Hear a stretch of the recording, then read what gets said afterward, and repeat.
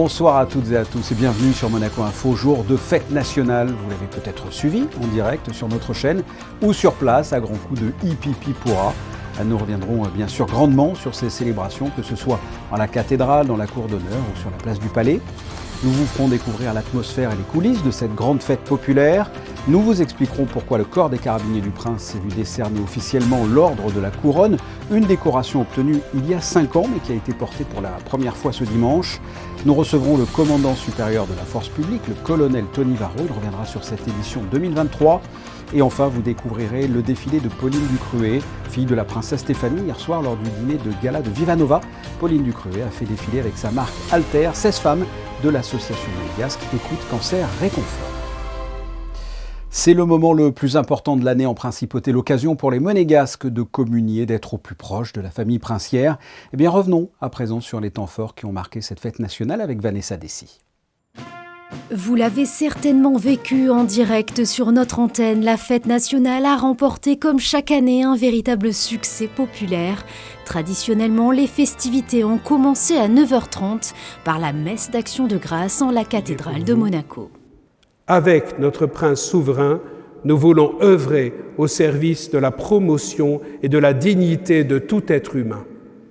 Entre dans la joie de ton Seigneur. N'est-ce pas les mots que nous aimerions entendre le jour où nous nous trouverons face à face avec notre Créateur et Sauveur? Entre dans la joie de ton Seigneur, tu as été fidèle dans de petites choses, je t'en confierai de grandes. Commençons donc par être fidèles dans les petites choses. La Sainte Mère Teresa aimait dire « Les petites choses restent petites ». Mais être fidèle dans les petites choses est une grande chose. J'aimerais ajouter, être fidèle dans les petites choses dans un petit pays est une très, très grande chose.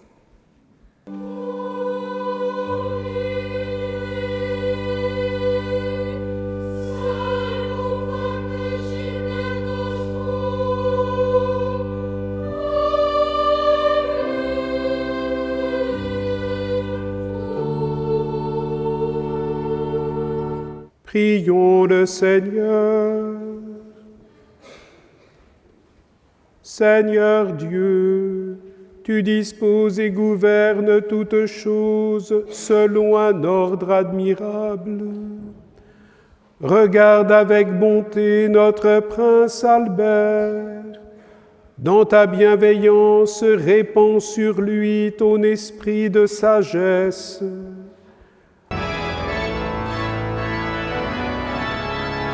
À l'issue du Te Deum, dans la grande tradition de la fête nationale, vous avez pu assister dans la cour d'honneur du Palais Princier aux honneurs, à la prise d'armes et à la remise d'insignes de grade et de médailles, en présence de la famille princière de la maison souveraine et des membres du gouvernement.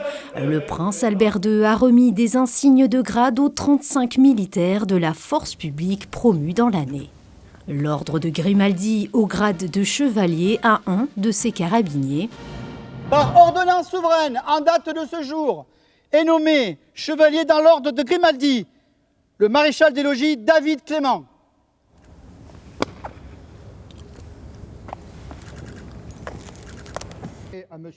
Ainsi que des médailles d'honneur et du travail à 15 personnels du Palais Princier. Vous avez pu ensuite découvrir le très attendu défilé militaire du 19 novembre.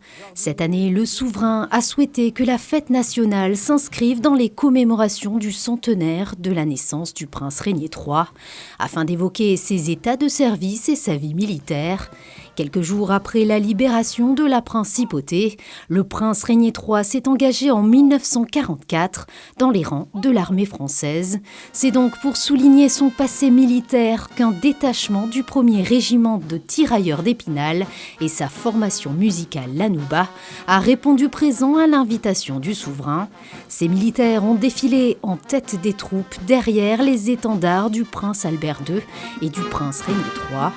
Pour l'occasion, l'orchestre des carabiniers du prince a adapté son répertoire musical.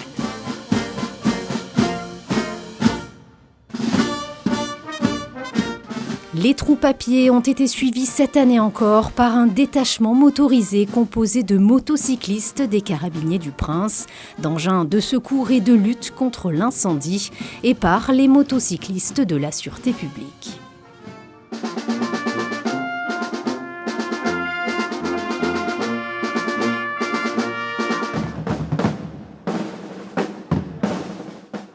À midi passé, le couple princier a fait sa traditionnelle apparition à la fenêtre du palais princier, salué par la foule. La population monégasque a acclamé la famille souveraine.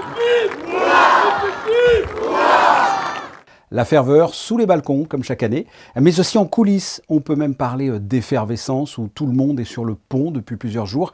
Et ce matin, c'était l'heure de vérité. Justin Hadel et Alban Gingembre ont vécu de l'intérieur cette cérémonie. Voyez le reportage. Ce sont les derniers instants. Dans quelques minutes, le coup d'envoi des festivités sera donné. Pour vous faire vivre la fête nationale chez vous, plusieurs personnes sont mobilisées. Dans le car régie, la pression monte. Aux commandes, Jérôme Revon, réalisateur de renom. C'est des gros moyens, hein. Il y a plus de 23 caméras, donc avec drones, des grues, beaucoup de caméras HF, parce que c'est vraiment la technologie maintenant, c'est de pouvoir avoir ces caméras sans fil qui permettent d'aller un peu partout. Alors, on doit être une soixantaine, là c'est comme un match de football un peu, hein, parce que là, c'est encore plus grand ici, puisqu'il y a à la fois la place, le palais et la cathédrale. La messe d'action de grâce, tout commence ici. De nombreux caméramens peaufinent leur cadrage, ils sont prêts. Idem pour les petits chanteurs de Monaco. Il reste 30 minutes avant l'arrivée de la famille princière. C'est le moment d'effectuer les dernières vocalises. Les chanteurs, qu'ils soient adultes ou petits chanteurs, la section garçons, se concentrent totalement sur la préparation de ce programme depuis la rentrée de septembre. Dès qu'ils sont tous là, je fais une chauffe, puisqu'ils étaient hier soir ici dans la cathédrale en répétition avec l'orchestre. Donc je rechauffe les voix et ensuite ils grimpent à l'étage dans leurs locaux pour enfiler les blazers, les cravates, voilà. Et puis après, ils sont prêts. À la réalisation, on s'active. Une poignée de secondes, voilà ce qu'il reste. 6, 5, 4, 3, 2, 1, top. C'est parti, la fête nationale peut commencer. Pendant la messe, quelques monégas s'activent pour distribuer des drapeaux place du Palais. Une initiative menée depuis de longues années par Éric Marzy et Pierre Brézot. C'est quelque chose que l'on fait depuis 42 ans maintenant. Et c'est le cœur, c'est même, ça va au-delà. Ce qui est important, c'est la cohésion, l'unisson et la proximité avec notre patron, avec toute la famille princière. Dès le retour du souverain, c'est sur cette place que les troupes se forment afin de préparer le défilé. Les carabiniers, la sûreté publique ou encore la compagnie des sapeurs-pompiers, ils sont tous réunis. D'autres festivités sont organisées en principauté, comme par exemple ici, au marché de la Condamine. En ce jour de fête nationale, il vous était proposé un plat de stockfish, une spécialité monégasque, un plat lui aussi préparé bien en amont, à l'image de ce jour de fête. Vous avez vu précédemment les carabiniers lors des célébrations. Eh bien, le corps des carabiniers du Prince s'est vu décerner officiellement l'ordre de la Couronne, une décoration obtenue il y a 5 ans et qui a été portée pour la première fois ce dimanche. Quelle est l'histoire de cette décoration? Que représente-t-elle? La réponse avec Vanessa Dessy sur des images d'Alban Gingembre.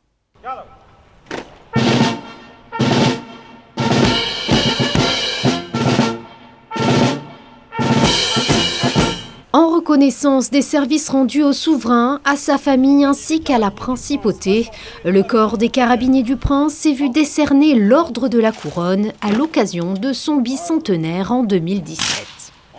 C'est une décoration qui avait été créée et instituée par le prince Régnier III et qui n'avait jamais été portée. Et donc à l'occasion de la fête nationale de 2017, lors du bicentenaire de la Compagnie des Carabiniers du Prince, le souverain avait souhaité remettre cet ordre à la compagnie. Donc la compagnie le porte depuis sur son fanion. De forme rectangulaire, son contour est composé de feuilles de laurier doré. À l'intérieur émaillé est aux couleurs du ruban de l'ordre de la Couronne. Vert olive et coupé verticalement en son milieu par un filet rouge grenat. Nous avons déjà beaucoup de passementerie. Donc on n'a pas choisi l'option d'une fourragère qui aurait alourdi notre tenue. Et donc ça c'est issu aussi d'une tradition un peu américaine. Ça reprend le modèle de la Presidential Unit Citation qui elle est bleue, ce format-là. C'est un petit clin d'œil aussi sur l'aspect américain de la famille souveraine. Le corps des carabiniers du prince porte désormais cette décoration à titre individuel sur l'uniforme, à l'instar du corps des sapeurs-pompiers avec la fourragère. Il est depuis 5 ans le commandant supérieur de la force publique, après avoir passé 25 ans au sein du corps des sapeurs-pompiers de Monaco, dont 10 années à sa tête. Pendant la cérémonie, il a évidemment chaque année une lourde charge sur ses épaules. Et il est avec nous. Colonel Tony Varro, bonsoir. Bonsoir. Vous êtes le chef d'orchestre en quelque sorte des célébrations de la fête nationale. On peut dire que c'est un travail d'orfèvre? Oui, on peut dire ça. Alors, chef d'orchestre, c'est déjà un peu usurpé, c'est surtout le major de rien, je ne voudrais pas qu'il m'en veuille. Mais oui, donc, bien sûr. Non, coordonner c'est une façon de parler, bien sûr. Exactement. Ouais. Coordonner, oui, effectivement, ça demande, je dirais, un timing et un minutage précis. Quelles sont les complexités pour vous, pour vos hommes, pour que cette fête nationale se déroule comme ça, sans accroc? Alors, c'est essentiellement la complexité cette année, c'était d'intégrer donc l'unité militaire étrangère, donc le 1er régiment de tirailleurs et la Nouba, puisque comme vous avez pu voir, la cérémonie cette année était tournée autour du 100e anniversaire du prince Régnier III, et qu'effectivement on travaille avec une unité étrangère qui ne sait pas comment nous on travaille, c'est les professionnels, mais il faut les intégrer dans le dispositif et leur expliquer ce qu'on attend d'eux. Ça, c'était la complexité. Pour le reste, je dirais, les troupes connaissent ce qu'ils ont à faire, c'est surtout un travail d'équipe. Un travail d'équipe. Il y a une forme de tension, comme pour les journalistes lors d'une prise d'antenne en direct. Il y a une forme de trac. Dans quel état d'esprit vous êtes au moment de célébrer cette fête? Alors, du stress, c'est pas du stress, mais du trac, oui, parce qu'effectivement, il y a toujours cet imprévu qui peut, à un moment donné, venir casser, du moins gripper un rouage qui est bien huilé. Mais sinon, non, il ne faut pas se mettre trop de pression. C'est surtout de refaire ce qu'on a fait pendant les répétitions, le jour J, au bon moment. Donc là-dessus, il faut maîtriser. Et là, vous êtes plus détendu maintenant, j'imagine? Ah oui, maintenant oui. Surtout qu'on a eu, déjà, le temps était très chaud. Tout s'est bien, je dirais, déroulé sans accroc. Le prince est très satisfait, il me l'a dit. Donc du coup, on est content. Oui, d'un point de vue technique, j'ai assisté aux répétitions. Il y avait des réglages à faire parce qu'il y avait des nouveautés aussi cette année. Alors il y avait quelques nouveautés. Alors il y avait une surprise que j'ai cachée jusqu'à maintenant, je dirais, au prince souverain. C'était la fameuse Indiane que seule la presse avait, je dirais, dans son manuel, qui a défilé donc parmi l'escorte moto. Parce que l'Indiane, c'était quand même pendant le règne du prince Régnier III, je dirais une moto mythique, puisque c'était la moto que le prince avait achetée et mis à disposition du chef d'escorte de l'époque, qui était composé de Harley, c'était l'après-guerre. Il y avait aussi une autre surprise, il y avait le R pour Régnier et III qui était formé au-dessus du balcon, non? Il était au courant de cette surprise? Alors la surprise, c'était difficile puisque le prince Albert était présent au moment où nous avons répété et donc a pu l'apercevoir à partir des images drone. Et on s'est assuré que depuis les fenêtres, c'était visible, ce qui n'est pas évident, notamment pour le public qui lui se trouve sur la place. C'était un hommage qu'on voulait réaliser notamment sur le boléro militaire et qui était un clin d'œil, je dirais, de la part de ces carabiniers. En tout cas, sur Monaco Info, avec le drone, on l'a bien vu.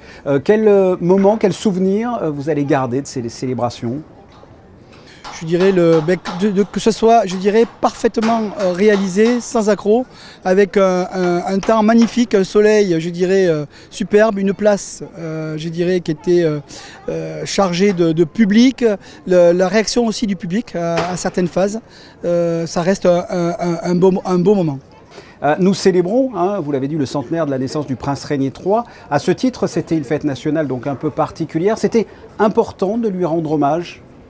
Bien sûr, comme tous les princes souverains de la principauté, il était important que, effectivement, la force publique, la direction de la sûreté publique, cette année en plus on a eu l'administration pénitentiaire, puisse rendre hommage à un prince qui a régné sur la principauté pendant autant de temps.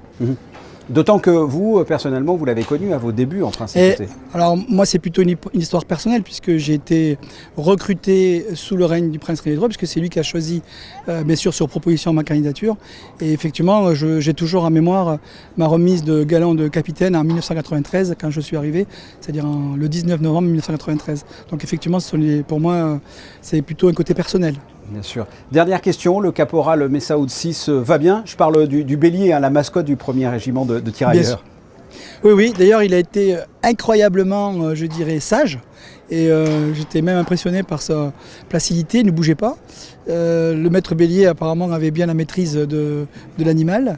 Et non, il a fortement impressionné. Et je pense que sa venue était très importante, notamment pour perpétuer, je dirais, cette tradition des tirailleurs, puisque c'est eux qui l'ont mis en place à l'époque. Et il était important qu'il soit présent. Tony Varro, merci de nous avoir fait part de votre témoignage. Merci beaucoup. Merci, à bientôt. Au revoir. Et pendant ces célébrations, vous avez pu voir les porte-drapeaux des villages florentins. Ils viennent d'une petite ville à une trentaine de kilomètres de Florence, Figline-Val d'Arno. Eh bien, ils font le tour du monde et ils étaient ce matin à Monaco. Ces porte-drapeaux ont été reçus par le souverain en privé au palais. Fête nationale toujours, en bref, la journée nationale de Monaco est l'occasion de réunir en principauté les ambassadeurs et consuls lors d'un dîner organisé par le département des relations extérieures et de la coopération samedi soir.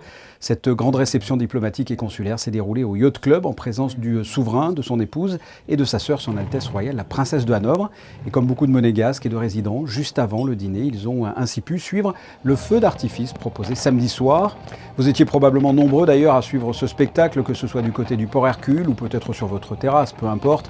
Un show organisé par la mairie de Monaco en collaboration avec la société Flash Art, un spectacle pyro-musical donc dès 20h15 et qui a duré un peu plus de 10 minutes. Juste après, la mairie a proposé un spectacle à l'espace Léo Ferré à 21h, un show musical avec Blonde and Blonde and Blonde. Ce trio humoristique a repris notamment les classiques de la chanson française. Ils les réécrivent, les détournent et les interprètent à leur manière. Hier soir, lors du dîner de gala de Viva Nova, qui a mis à l'honneur l'association Écoute Cancer Réconfort, s'est déroulé un défilé un peu particulier, celui de Pauline Ducruet, fille de la princesse Stéphanie, qui a fait défiler 16 femmes de l'association monégasque Écoute Cancer Réconfort. Reportage de Juliette Rappert. Mannequin le temps d'une soirée. Voilà le vœu exaucé de ces femmes de l'association Écoute Cancer Réconfort. Défilé devant plus de 200 personnes lors du dîner de gala de charité organisé par Bradley Mitton, fondateur du club Viva Nova, avec les dernières pièces de la marque Alter de Pauline Ducruet. C'est des personnes qui font partie de l'association Écoute Cancer Réconfort et elles sont 16, donc 16 mannequins. 16 mannequins pour la soirée qu'on a stylés, qu'on a habillés pour l'occasion. Et donc voilà, elles vont défiler aux couleurs d'Alter pour Viva Nova Écoute Cancer Réconfort. On avait déjà fait cette expérience il y a quelques années pour Écoute Cancer Réconfort aussi. Et c'est des femmes courageuses qui vont défiler ce soir. Chouchoutées, maquillées, coiffées, les tracas de la vie étaient loin derrière pour redonner le sourire à ces femmes pleines de joie et pleines de vie. On s'aperçoit au fil de la maladie que l'estime de soi, c'est quelque chose qui atteint énormément toutes les personnes malades, mais encore plus les femmes selon comment elles sont touchées, avec les problèmes de perte de cheveux, avec tous les problèmes qui peuvent être liés à l'esthétique. Et le fait de faire ce défilé, c'est les mettre à l'honneur, c'est les coiffer, les maquiller, les habiller avec de jolis vêtements, et c'est prendre possession en fait de leur corps et de pouvoir à nouveau briller, être une femme également tout simplement. Et sur le regard des autres, c'est très très important parce qu'en fait, vous les verrez, personne ne fait malade du tout. Chacune a donc défilé avec des pièces qu'elles ont choisies elles-mêmes, pièces de la dernière collection de la marque Alter, qui ont pu être notamment portées pendant la dernière Fashion Week de Paris. Un moment de partage, de bonheur et de féminité. Clap de fin pour la No Finish Line. 315 561 km ont été parcourus. L'objectif était de 300 000 km. Le but est donc atteint pour cette 24e édition. Plus de 315 000 km qui seront convertis en euros pour aider les enfants défavorisés ou malades soutenus par l'association Children and Future. Il va beaucoup plus vite que les coureurs de la No Finish Line, mais il aura fallu quand même s'accrocher et se battre pendant 50 tours pour arracher cette deuxième place au finish devant Pérez. Le monégasque Charles Leclerc monte donc sur la deuxième marche du podium derrière l'imbattable Verstappen.